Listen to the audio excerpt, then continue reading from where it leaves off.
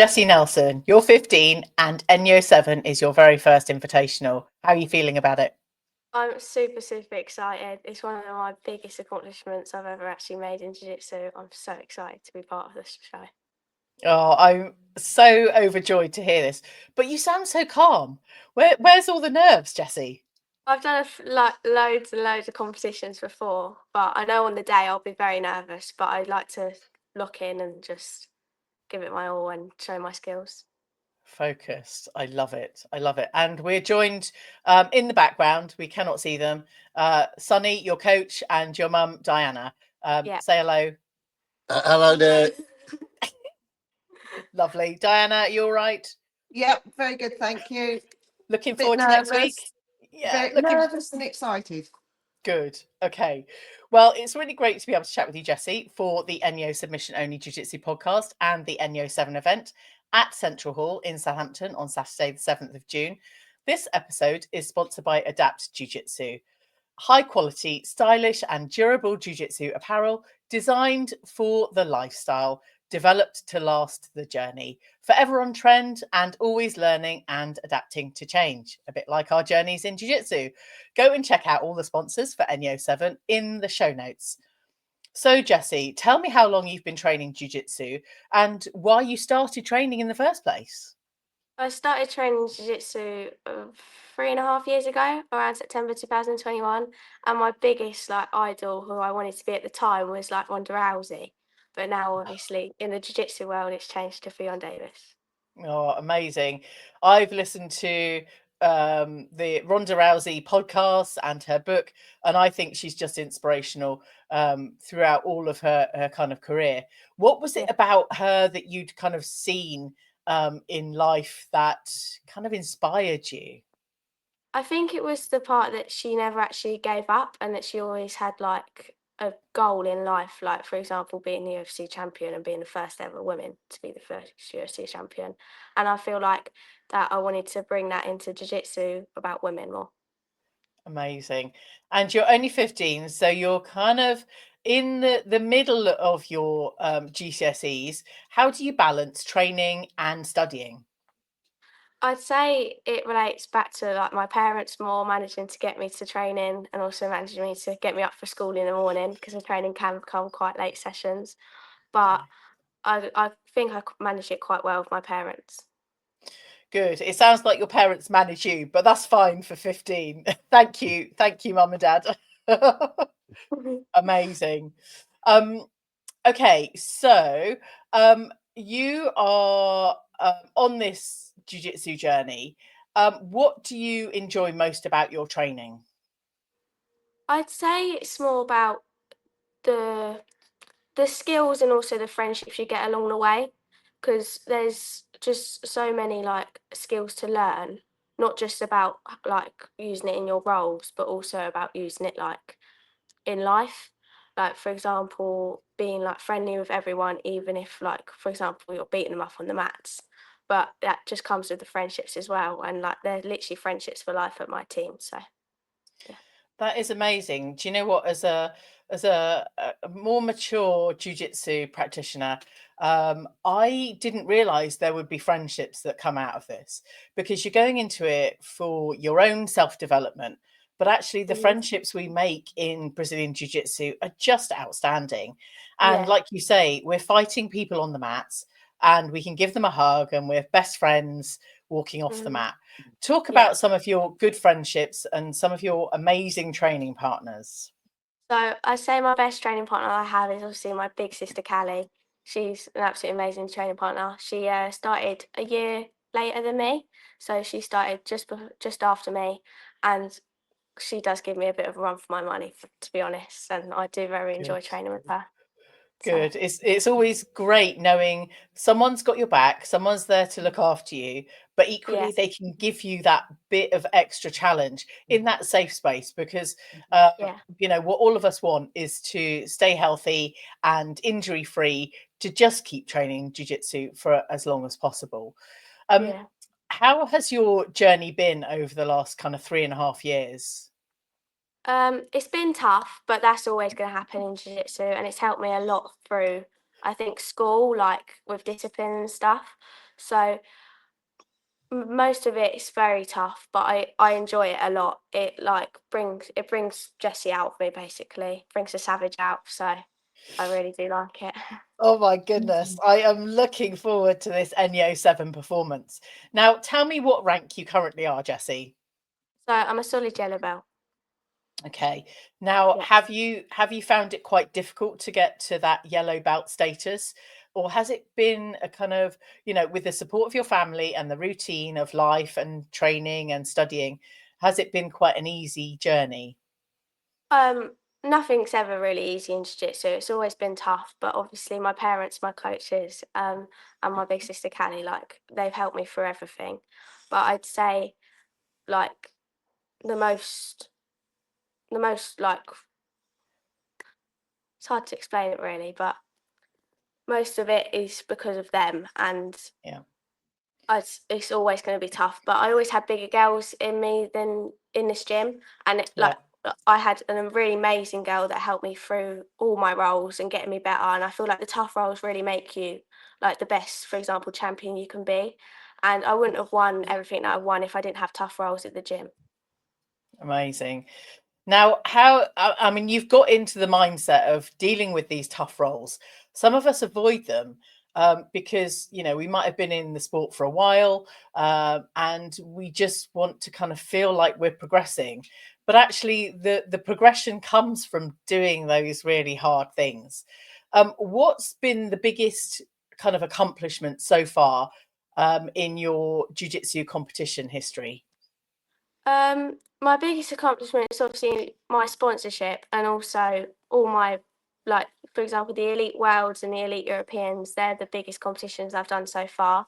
My ultimate goal is obviously to go to the IBJJF ones, um, and my sponsorship has helped me so much ever since I've got it, and that's been one of my ultimate goals as well. Good. Now, talk to me a bit about your sponsorship, because I know for a number of almost all young athletes, this isn't a free journey. We have to invest, and it takes a lot out. You're running a family, you're trying to, mum, and kind of coaches trying to kind of encourage these, but nothing comes for free, and having sponsors is really quite fundamental to everyone that's wanting to become a pro athlete. How did you go about kind of engaging and getting your sponsor, Jessie? So obviously hard work and dedication is most of all like how you can achieve any goal in jiu-jitsu. But my coach Sonny has helped me a lot through it, and my coach Tom has also helped me a lot through it as well. So I'd say just believing in my coaches and my parents just to help me, and also having hard work and dedication and discipline in my journey has helped me so much to achieve every goal in life. Jessie, I just want to take a moment, because you're not reading a script. You sound so accomplished and so on point. But Thank you. that really, there's so much hard work, but it sounds like it comes really easily to you. But I do know that there's so much in the background. But already you sound incredibly accomplished, and I'm just so pleased to have you on this episode talking. This is the Enyo Submission Only Jiu Jitsu podcast with me, Lou Temlett, talking with all of the upcoming Enyo 7 competitors and sponsors. One of the things that would really help this show grow is by you subscribing on whichever platform you are listening or watching on. If you could do that for me right now, I would be forever grateful. And as always, go and check out the clips on YouTube and Instagram at Enyo Grappling. Today, I'm having a chat with the very accomplished Jessie Nelson, approaching her very first Invitational at Enyo 7 on the 7th of June. What is your training schedule and preparation for Enyo 7, Jessie? So ever since I started jiu-jitsu, I train 3 times a day, 6 days a week, and I think just training so hard, like and never giving up, and just pushing and giving my everything into each training session and each role and each drill that I ever get to is gonna definitely showcase my skills at Enyo 7. Amazing, amazing. Now, 3 times a day, I have had to pick my jaw off the floor before with conversations with all of you amazing kind of young people coming up on Enyo 7. But how and when do you fit in training 3 times a day? So on the weekends, it's normally in the morning up until like the afternoons, but obviously on like the school days, it's always in the evenings. And I start off with the kids' classes and I give my everything into them. Obviously, we've got some new girls coming and I'd love to help them as much as I can to become the best they can be. And then I jump in with the adults and I'm part of the adults team now. And that really helps me as well with my technique. Obviously, rolling with the big, strong men, they help me bring out my technique a lot more. Yeah, amazing. Now, for any advice for any kind of teenager coming into the sport of jiu-jitsu, how do you think that they should approach training sessions, even to the point of, preparing for competition? Do you have any advice for them?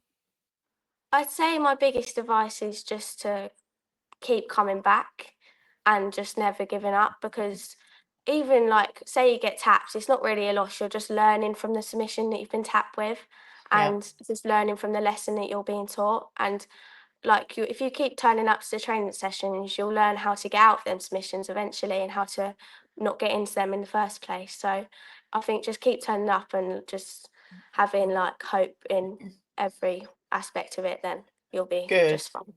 Good. All the young people will be taking that great advice, but so am I. Keep turning up, keep getting tapped out, and learning from all of those. The progress of jiu-jitsu. Yeah. Now, it also sounds like there's an overriding goal and vision for your future that keeps you showing up. Tell me about that. So my overall goal is to be the best competitor in jiu-jitsu ever. Like just to be so inspirational to everyone, like the older women, the younger women, the young girls that like to join, and it's just to be the best ever competitor there ever is and make history in jiu-jitsu. But also I'd like to be an instructor so I can help everyone in jiu-jitsu like adapt to their abilities and everything. Nice. I mean, I'm just going to say this, you sound so accomplished already. And when you share stuff like this to the universe, and you have that goal and mission, and it just keeps you getting up every day, going to the gym, keeping training, all of your dreams and realities are already coming true. Um, how are you feeling about actually showing up on your first invitational at Enyo 7? I've always got nerves due to every competition, but obviously this is my biggest one so far. But I'm looking so forward to it. I'm so excited. But as soon as I get on the mats, I know I'll be just locked in and ready to face my opponent. But obviously the nerves are still going to creep up towards me. But I'm super, super excited. Amazing. Now, Coach Sonny, how have you seen Jessie's development over the last, number of weeks, months in preparation for Enyo 7? I suppose given she's only been training 3.5 years, I don't think there's anyone who works harder in the gym than her and her sister.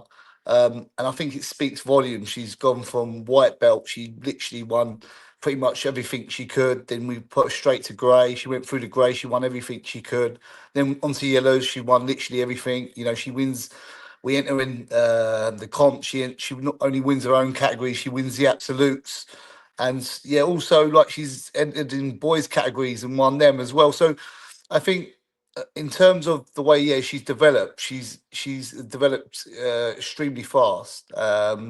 Obviously, I see a lot of kids in this sport. We've got a huge kids team down here, so yeah, I'm not going to pay her too much more compliments, but what I will say is she's definitely she's a quick learner.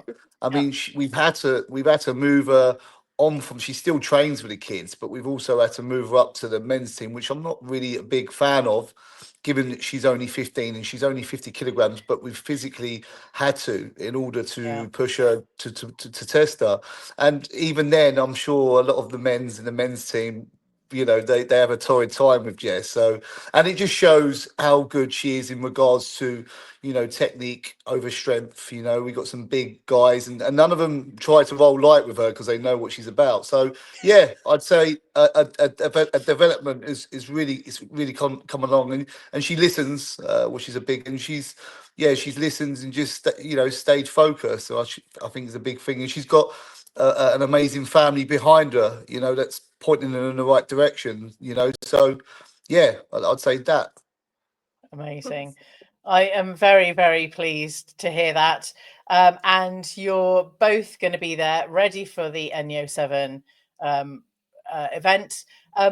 Jessie, are you going to be showing up at the Enyo Foundation open mat in the morning?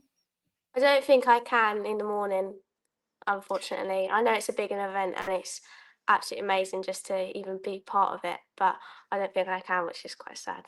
Oh, well, you will be missed, but the rest of us will go and get tapped out before you win the day at the event. I'm just wondering whether there's anything else. I was going to ask you about your kind of return to your GCSEs and your studying. How are you kind of enhancing your vision to be, a great instructor, the world's best, all of those things? What are you doing in your kind of education right now that's working your way towards those things? Obviously, I study PE theory, so it's quite inspiring to see like what actually like goes through our body, or like when we're training, for example, in jiu-jitsu or in any sport, and what like kind of nutrients and what muscles we actually need to do for certain movements. So that definitely helps in my coaching, because if I'm training someone who's quite small, then I know what I need to work on with them, or if I'm coaching somebody who's quite strong, I know what I can give to them. So it's very helpful studying PE theory, and I hope I do well in it. Amazing. And you've got business studies in there as well, haven't you? Yeah. How do you kind of see the business studies kind of factoring in? I know how I might see it, but how do you see it factoring in? Obviously, it helps manage everything business studies does. Most of it's very tricky, and I try work my head around it, but most of it, some struggle to understand, but I can get my head around it sometimes. Amazing. Because running a business and being a coach and instructor, Sonny, I'm sure you'll kind of nod to this one. There are so many things to juggle and keep everything going. Most definitely, my head's constantly ticking, and like I say, I think we from the ages of 4 to 7, we've got like 100 kids here. So, and Wow. Jessie and her sister, they play a big role in helping, trying to control. You can imagine, obviously, the classes are not 100, but they're at a 50. So, it gets very hectic with that just alone, and then obviously without the older academy, then the adults. So yeah, your brain. I don't think I ever rest, even when I'm trying to sleep at night. I'm still bridge and rolling. I love that. I love that. Nice. I think we're all bridging and rolling, to be honest. Yeah, Okay, let's have a shout out to your club, Sonny. sure. Yes, yeah. So yeah, a big shout out to the team. Big thank you to everyone who, all the input in regards to Jessie and all the other students. Obviously, my side partner Jaden has played a massive role in Jessie's game as well. So yeah, and a big thank you to Tom and everyone else who supported the club, and of course to Tammy for for looking after Jess and giving the support she needs. Amazing. Mum, have you got any words of encouragement or praise for Jessie? She's done very, very well. And as a parent, all you wish for is your kids to find something they love and go forth and bring the best out of them for their life journey. And I think she's doing it.